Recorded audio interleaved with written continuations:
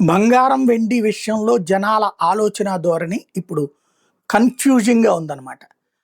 రూపాయి పెరిగిపోతోంది గాబట్టి అమ్మేస్తే బెటరా? అలా కాదు, ఇంకా పెరిగిపోతుందేమో అని కొనటం బెటరా? ఈ కన్‌ఫ్యూజన్‌లో ఉన్నారు. వాస్తవంగా బంగారం, వెండి అనేది ఒక నిరర్ధక ఆస్తి. అంటే దాని మీద ఎలాంటి రిటర్న్స్ ఉండవు. ఏమి రిటర్న్ అంటే దాని ధర పెరిగితే రిటర్న్ వస్తుంది. ఇప్పుడు రూ. 1,00,000 పెట్టి కొన్న బంగారం విలువ 1,00,000 ఉంటే ఉపయోగం ఏముంటది?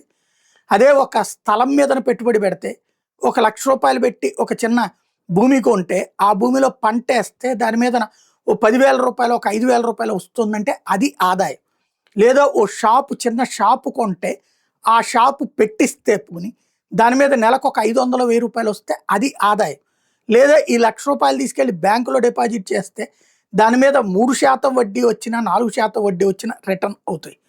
ఆదాయం అవుతది. అలా కాకుండా అలా పెట్టేసి ఉంటే దాని ధర పెరగదంటే ఎవ్వడు కొనడు. ధర పెరుగుతుందనినే కొంటున్నారు. కానీ ఈ ధర అపరిమితంగా పెరిగినప్పుడు అమ్మాలో, కొనాలో అర్థం కావట్లేదు. ఎందుకంటే ఆ మధ్యన ఇట్లాగే పెరిగి తర్వాత వెండి వెనక్కొచ్చింది.